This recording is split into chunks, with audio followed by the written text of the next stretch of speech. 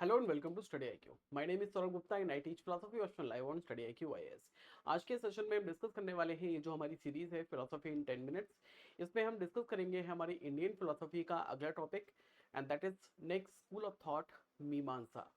मीमांसा means critical investigation. अब critical investigation की अगर बात करते हैं तो किसके क्रिटिकल इन्वेस्टिगेशन की ये बात करते हैं? ये बात करते हैं वेदों की। और वेदों में भी जो वेदों के प्रारंभिक भाग हैं, the earliest part of the Vedas, that is called मीमांसा। इसको पूर्व मीमांसा भी कहा जाता है और इसको कर्मकांड भी कहा जाता है। आगे बात करते हैं, इस दर्शन के जो जनक हैं यानी कि the propounder of this philosophy is known as Jaimini. Jaimini का ये दर्शन है। इसमें वेदों के जो प्रारंभिक भाग हैं यानी कि जो earliest parts of the Vedas हैं, जिसमें कर्म कांड के बारे में लिखा है, यानी कि जो रिलीजियस रिचुअल्स हैं, रिचुअल्स जैसे कि हवन, यज्ञ, पूजा पाठ, ये सारी चीजों के बारे में बताया गया है। और मीमांसा ये बात करता है कि वेदों में जो लिखा है, वेदों में जो लिखा है का मतलब ये है कि वेदों के प्रारंभिक भाग में जो लिखा है उसको फॉलो करना ही दर्शन है। उसको फॉलो करना ही धर्म है। यानी कि धर्म का मतलब इनके हिसाब से जो कर्म कांड बताए गए हैं उनको फॉलो करना ही धर्म है। यानी कि जो कर्म कांड यानी कि जो रिलीजियस रिचुअल्स बताए गए हैं उनको अगर आप फॉलो करते हैं, उनको आप अगर प्रैक्टिस में लेके आते हैं, जो भी रिलीजियस रिचुअल्स हैं, तो यही उनके हिसाब से धर्म है।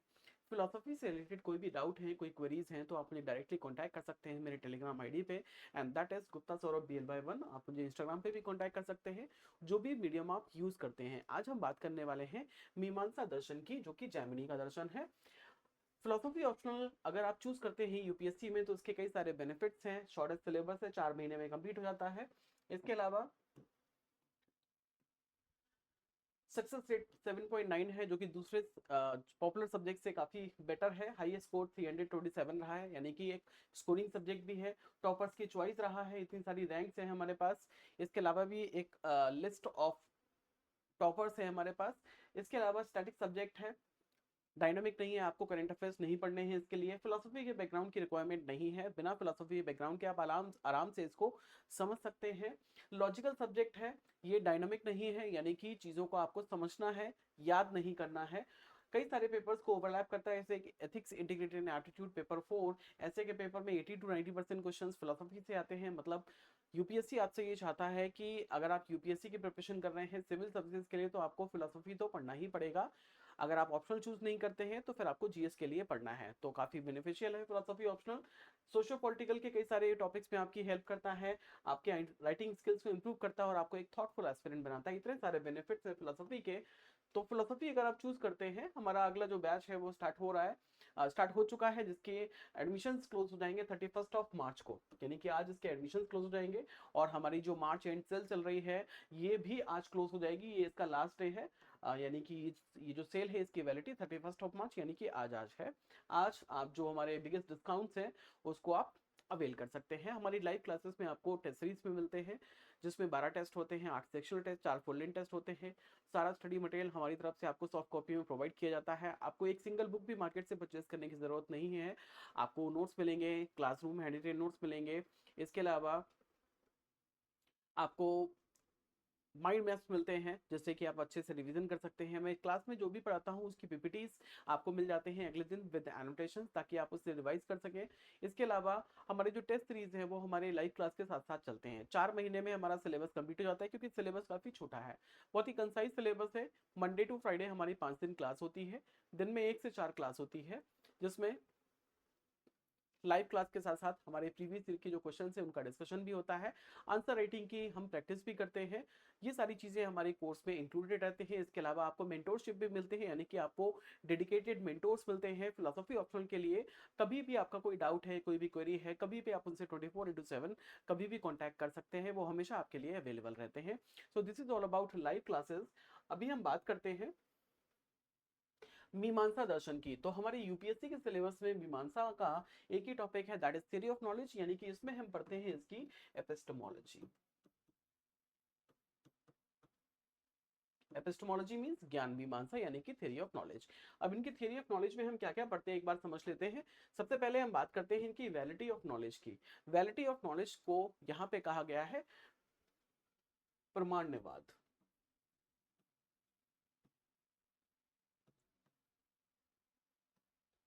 प्रमाण्यवाद को हमने न्याय में भी पढ़ा था, लेकिन न्याय का जो प्रमाण्यवाद था वो था परता प्रमाण्यवाद। परता प्रमाण्यवाद का मतलब होता है कि जो वैलिडिटी ऑफ नॉलेज है वो एक्सटर्नली वैलिडेट होती है। जैसे कि अगर मैं कहता हूँ कि बारिश हुई, तो बारिश होने के मुझे प्रूफ देने पड़ेंगे, मुझे एविडेंसेस देने पड़ेंगे, कोई और एक्सटर्नल एजेंसी होगी जो इसको वैलिडेट करेगी, तभी उसको वैलिड माना जाएगा, तभी इस नॉलेज को वैलिड माना जाएगा। लेकिन मीमांसा फिलॉसफी इसकी एंटीथेटिकल है, यानी कि इसकी काउंटर फिलॉसफी है, जो कि ये कहता है कि जो नॉलेज की वैलिडिटी है वो स्वयं प्रमाणित है, वो स्वतः प्रमाणित है। इसीलिए इसको कहा जाता है स्वतः प्रमाण्यवाद। स्वतः प्रमाण्यवाद, स्वतः अप्रमाण्यवाद, यानी कि नॉलेज की वैलिडिटी और नॉलेज की इनवैलिडिटी दोनों ही प्रमाण से ही वैलिडेट हो जाती हैं। फॉर एग्जाम्पल, अगर मैं कहता हूं कि I saw a black swan, अगर मैंने एक ब्लैक स्वान देखा, तो ये जो मेरा देखना है, यानी कि मैंने उसको प्रत्यक्ष किया। प्रत्यक्ष का मतलब है सेंस ऑर्गन से मैंने परसीव किया, अपनी आंखों से देखा। तो मेरे जो सेंस ऑर्गन है वो क्या है, वो मेरे वैलिड सोर्स ऑफ नॉलेज है, यानी कि जो प्रत्यक्ष है, प्रत्यक्ष ही मेरा वैलिड सोर्स ऑफ नॉलेज है। मेरे प्रत्यक्ष से ही मेरी जो नॉलेज है वो वैलिडेट हो जाती है, यानी कि मैं जो कह रहा हूं वो वैलिडेटेड है, वो सेल्फ वैलिडेटेड है। मैंने अपनी आंखों से देखा है तो मैं उसको सेल्फ वैलिडेट कर सकता हूं, आपको उसको मानना ही पड़ेगा। उसके लिए मुझे किसी प्रूफ को देने की जरूरत नहीं है, किसी एविडेंस को देने की जरूरत नहीं है, किसी आई विटनेस को देने की जरूरत नहीं है। इसको स्वतः प्रमाण्यवाद कहते हैं। अगर मैं कहता हूं मैंने बारिश होते हुए नहीं देखी, यानी कि नॉलेज की इनवैलिडिटी, तो जो नॉलेज की इनवैलिडिटी है वो भी इनके हिसाब से स्वतः अप्रमाण्यवाद है, यानी कि जो नॉलेज की इनवैलिडिटी है वो भी स्वतः ही अप्रमाणित हो जाएगी। यानी कि अगर मैं कहता हूं कि बारिश नहीं हुई तो बारिश नहीं हुई, यानी कि इनके हिसाब से जो नॉलेज है उसकी वैलिडिटी और इनवैलिडिटी दोनों ही सेल्फ प्रूव्ड है, उसके लिए मुझे किसी एविडेंस की जरूरत नहीं है। इसको हम कहते हैं स्वतः प्रमाण्यवाद या फिर स्वतः अप्रमाण्यवाद। आगे बात करते हैं इनके वैलिड सोर्सेस ऑफ नॉलेज की। तो वैलिड सोर्सेस ऑफ नॉलेज को कहा जाता है यहाँ पे प्रमाण, प्रमाणांश। अब प्रमाण इनके ये अकेला ऐसा स्कूल ऑफ थॉट है जिसमें 6 प्रमाण है। पहला है प्रत्यक्ष, यानी कि परसेप्शन। प्रत्यक्ष का मतलब है इंद्रियार्थ सन्निकर्षोत्पन्नम ज्ञानम प्रत्यक्षम, यानी कि इंद्रियों के सन्निकर्ष में जब भी कोई ऑब्जेक्ट आती है, जब भी कोई वस्तु आती है, तो उससे जो उत्पन्न होता है वो ज्ञान है, और वो ज्ञान का जो सोर्स है, यानी कि उसका जो प्रमाण है वो क्या है, वो प्रत्यक्ष है। ऐसा न्याय में भी माना गया है और यहाँ पर यानी कि मीमांसा में भी माना गया है। न्याय में जो प्रमाण है, प्रत्यक्ष प्रमाण, यानी कि प्रत्यक्ष यानी कि परसेप्शन जो है वो दो तरीके का होता है, ordinary perception, extra ordinary perception, यानी कि लौकिक प्रत्यक्ष, अलौकिक प्रत्यक्ष। ये अलौकिक प्रत्यक्ष की बात नहीं करते, ये सिर्फ लौकिक प्रत्यक्ष, यानी कि ये सिर्फ लौकिक प्रत्यक्ष की बात करते हैं, यानी कि ऑर्डिनरी परसेप्शन की बात करते हैं। इसमें दो तरीके के परसेप्शन होते हैं, एक तो होता है डिटर्मिनेट, दूसरा इनडिटर्मिनेट। सविकल्प और निर्विकल्प। सविकल्प का मतलब होता है जिसमें आप अपने मन का इस्तेमाल भी करते हैं। जब आप अपने 5 सेंस ऑर्गन्स के इस्तेमाल करके आप नॉलेज को गेन करते हैं, उसमें आपका मन भी शामिल होता है, तो वो सविकल्प प्रत्यक्ष है। सिर्फ 5 इंद्रियों से आप अपने ज्ञान को प्राप्त करते हैं, उसमें मन का कोई रोल नहीं होता, माइंड यानी कि जो छठी इंद्रिय उसका कोई रोल नहीं होता, तो वो आपका निर्विकल्प प्रत्यक्ष है, यानी कि इंडिटर्मिनेट परसेप्शन। नेक्स्ट है अनुमान, यानी कि इन्फ्रेंस। इन्फ्रेंस इनका बिल्कुल न्याय जैसा ही है, इसमें कुछ नया हम पढ़ने वाले नहीं है। इन्फ्रेंस का मतलब होता है कि अनुमान, अनुमान मीन्स अनु प्लस मान, अनु मीन्स आफ्टर, मान मीन्स नॉलेज, यानी कि जब हम हेतु को देखते हैं, हेतु को देख के हम जब साध्य का ज्ञान लेते हैं, जैसे कि मैंने पहाड़ी पर उठता हुआ धुआं देखा, धुआं जो है वो मेरे लिए क्या है, हेतु है। धुआं मेरे लिए हेतु है, और हेतु के बेस पे मैंने साध्य की जानकारी ले ली कि क्योंकि मैं ये मानता हूं कि जहां जहां धुआं होता है वहां वहां आग भी होती है, तो मैंने पहाड़ी पर धुआं उठता हुआ देखा और मैंने ये अनुमान लगा लिया कि पहाड़ी पर आग लगी है। तो ये क्या है, ये अनुमान है, इसको इन्फ्रेंस कहा जाता है। ये भी इनके लिए एक वैलिड सोर्स ऑफ नॉलेज है। नेक्स्ट शब्द, यानी कि वर्बल टेस्टिमनी।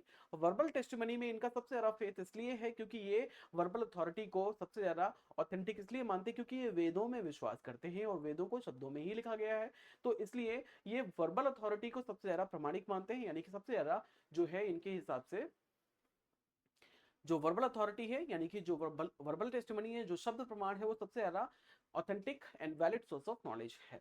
नेक्स्ट इज उपमान, यानी कि कंपैरिजन।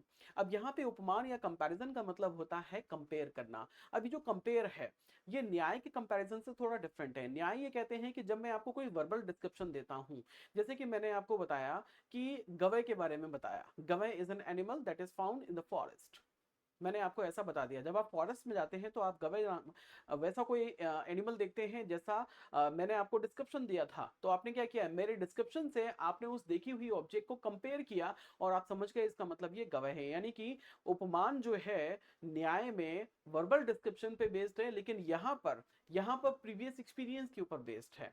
यानी कि मीमांसा का जो है उपमान वो न्याय के उपमान से इसलिए डिफरेंट है क्योंकि मीमांसा ये कहते हैं कि जब आपने पहले कोई चीज देखी, वैसी ही चीज जब आप दोबारा देखते हैं तो आप पहले प्रीवियस एक्सपीरियंस से आप करंट एक्सपीरियंस को कंपेयर करते हैं। जैसे कि पहले मैं मान लेता हूं कि मैंने एक हफ्ते पहले घर से निकला था और मैंने वहां पे एक सफेद कलर की गाय देखी थी, एक सफेद रंग की गाय देखी थी। अब मैं आज फिर से बाहर निकला हूं, मैंने देखा कि आज सफेद रंग का कोई एनिमल मेरे सामने खड़ा है, मैं समझ गया ये गाय है। क्यों? क्योंकि मैंने अपने प्रीवियस एक्सपीरियंस के साथ में अपने करंट एक्सपीरियंस को क्या किया है, कंपेयर किया। इस तरीके से न्याय का कंपैरिजन और जो मीमांसा का कंपैरिजन है थोड़ा सा डिफरेंट है। न्याय में वर्बल डिस्क्रिप्शन को हम ऑब्जेक्ट के साथ में कंपेयर करते हैं, लेकिन यहाँ पे हम प्रीवियस एक्सपीरियंस जो था हमारा ऑब्जेक्ट का, उस एक्सपीरियंस से हम अपने करंट एक्सपीरियंस को कंपेयर करते हैं। That is the difference between the comparison of न्याय एंड मीमांसा फिलोसफी।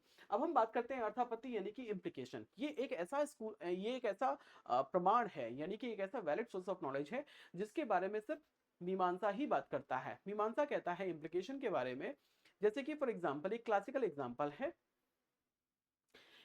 एग्जांपल है कि देवदत्त नाम का एक व्यक्ति है जो देखने में तंदुरुस्त है, मोटा ताजा है, एकदम हष्ट पुष्ट है, लेकिन वो कभी भी दिन में खाना नहीं खाता है। लेकिन क्या ये पॉसिबल है कि कोई व्यक्ति खाना ना खाए लेकिन फिर भी वो एकदम से हेल्दी हो, हष्ट पुष्ट हो? ऐसा पॉसिबल नहीं है। इसका मतलब क्या निकलता है? इसका मतलब ये निकलता है कि वो रात में खाना खाता है। ये जो हमने बोला ना कि इसका मतलब निकलता है, इसका इंप्लीकेशन निकलता है। मतलब का मतलब है यहाँ पे इंप्लीकेशन, इसकी अर्थापत्ति होती है कि इसका मतलब वो रात में खाना खाता है। इसी तरीके से अगर आप किसी अपने फ्रेंड के घर पे गए हो और आपने अपने फ्रेंड के घर पे जाके पूछा कि एक्स पर्सन अभी है क्या, मान लेते हैं आपके फ्रेंड का नाम है गौरव। आप गौरव के घर पे गए, आपने पूछा कि आंटी गौरव है क्या घर पे? आंटी बोलती नहीं, गौरव घर पे नहीं है। आपने घर पे भी देख लिया, सारे रूम्स में जाके चेक कर लिया, गौरव सच में घर पे नहीं था। तो क्या इसका ये इंप्लीकेशन नहीं निकलता? इसका मतलब ये है कि गौरव घर से बाहर कहीं गया है। ये क्या है? इंप्लीकेशन। इससे भी आपको नॉलेज मिलती है, वैलिड नॉलेज मिलती है, और ये नॉलेज बिल्कुल वैलिड है। तो इसको इंप्लीकेशन कहते हैं, यानी कि अर्थापत्ति कहते हैं। नेक्स्ट इज अनुपलब्धि यानी कि नॉन एग्जिस्टेंस। नॉन एग्जिस्टेंस भी एक नॉलेज का सोर्स होता है, ऐसा मीमांसा कहता है। जैसे कि हम एग्जिस्टेंट ऑब्जेक्ट के बारे में नॉलेज गेन करते हैं, वैसे ही नॉन एग्जिस्टेंस भी एक नॉलेज का वैलिड सोर्स हो सकता है। जैसे कि अगर मैं आपसे ये कहता हूं कि मेरे पीछे एक इंटरैक्टिव पैनल है, मेरे पीछे एक इंटरैक्टिव बोर्ड है, तो ये जो आपको नॉलेज मिली है, किसकी नॉलेज है? ये किसी भी चीज के होने की नॉलेज है, एग्जिस्टेंस की नॉलेज है। तो अगर मैं आपसे ये कहता हूं कि मेरे पीछे हाथी नहीं खड़ा है, तो ये भी तो नॉलेज है। यानी कि जैसे चीजों के होने की नॉलेज होती है, वैसे ही चीजों के नहीं होने की भी नॉलेज होती है। यानी कि चीजों के एग्जिस्टेंस की अगर नॉलेज हो सकती है, उसका कोई सोर्स है, तो चीजों के नॉन एग्जिस्टेंस की भी नॉलेज होती है, उस नॉलेज का भी कोई सोर्स होगा। उस सोर्स का नाम है अनुपलब्धि यानी कि non existence. So this is all about मीमांसा फिलोसफी। अगले सेशन में हम डिस्कस करने वाले हैं वेदांत दर्शन को। हमारे फिलोसफी ऑप्शनल के जो बैच हैं वो स्टार्ट हो चुके हैं, एडमिशन उसके आज क्लोज हो जाएंगे। आज इसकी लास्ट डेट है, और अभी जो हमारी मार्च एंड सेल चल रही है, ये भी आज एंड हो जाएगी, आज इसका लास्ट डेट है। एडिशनल डिस्काउंट के लिए आप मुझे कांटेक्ट कर सकते हैं मेरे टेलीग्राम आईडी पे, that is Gupta Saurabh BLY1। तो आज के लिए इतना ही। Thank you so much for joining this session. Have a good day, good luck, stay tuned, study IQ, and see you in the live batch.